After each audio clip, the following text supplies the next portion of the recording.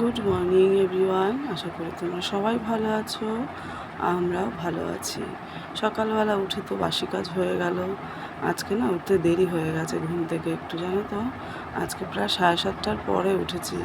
ওই যে আগের দিন তোমাদের বলেছিলাম না শরীরটা ভালো না, সত্যি আজও আমার শরীরটা ভালো না। তোমরা ভয়েস শুনে বুঝতে পারছো কিনা জানি না।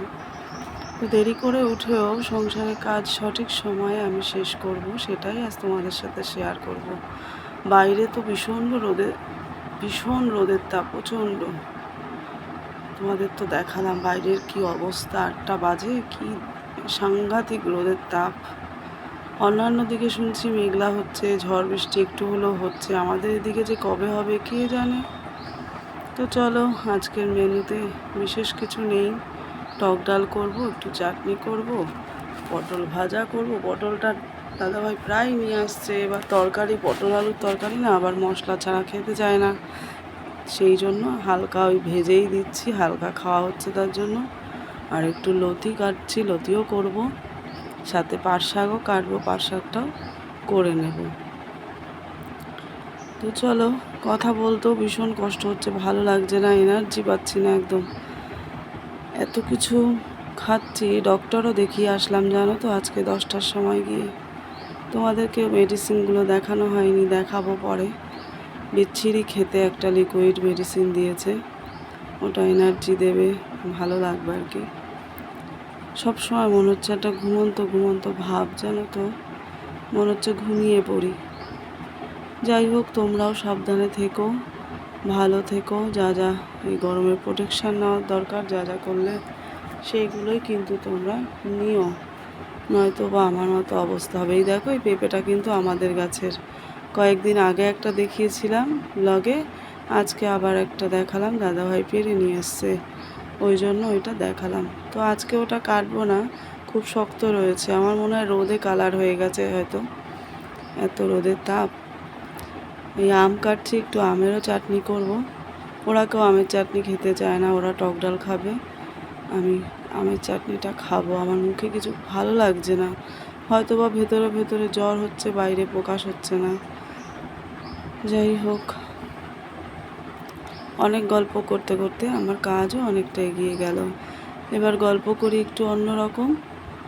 আমার ব্লগে কমেন্ট করেছে 2 দিদিভাই, চক্রবর্তী ফ্যামিলি লাইফস্টাইল দিদিভাই, সোমা দিদিভাই, মঞ্জুলা দিদিভাইও আসে, হয়তো বা তার কোনো অসুবিধা হয়েছে। যাই হোক, তোমাদের সকলকে অনেক অনেক ভালোবাসা, শুভেচ্ছা, সাবধানে থেকো, ভালো থেকো। প্রতিদিন তোমরা এইভাবে আমার ভিডিওতে এসো। উচ্ছে আলু ভাজাও করবো, কেটেছি, তোমাদের বলতে ভুলে গেছি। এই একটা একটা করে বলতে বলতে অনেক কিছুই ভুলে যাই। এই দুষ্টুটা ক্লাস করতে করতে উঠে চলে এলো, ওর তো অনলাইন ক্লাস, আমার রান্না বান্না সব কমপ্লিট, তোমাদের সাথে সেরকমভাবে কিছু শেয়ার করা হলো না। এবার স্নানটা করে আসি, যদি একটু ভালো লাগে। এই লোটাসের নিম ফেস ওয়াশটা মুখে একটু দেবো। কপালেও জানো তো র্যাশ বেরিয়ে গেছে এই গরমে, যা কোনো দিনও হয় না, এই গরমে তাই হয়েছে। তো চলো, সকালের ইয়েতে দেখতে পেলে তো যে আমরা মেথি বাতাসা ভেজানো জল খেলাম।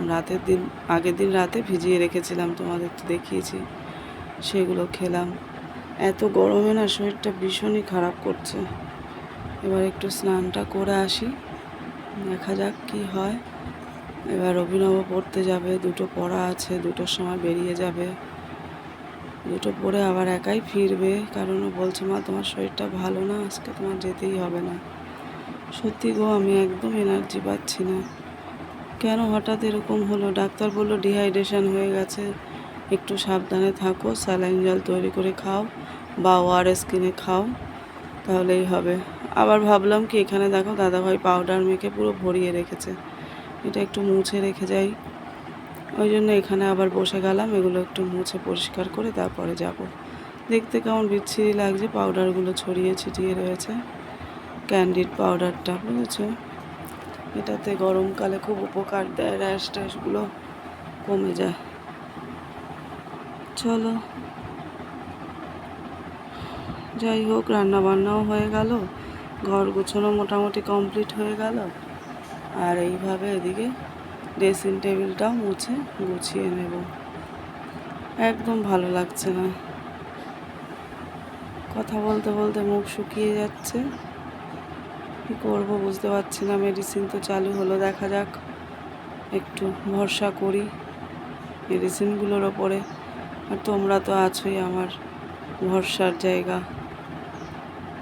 ভাবলাম করব না, এডিটিং করতে পারবো না, কি পারবো না।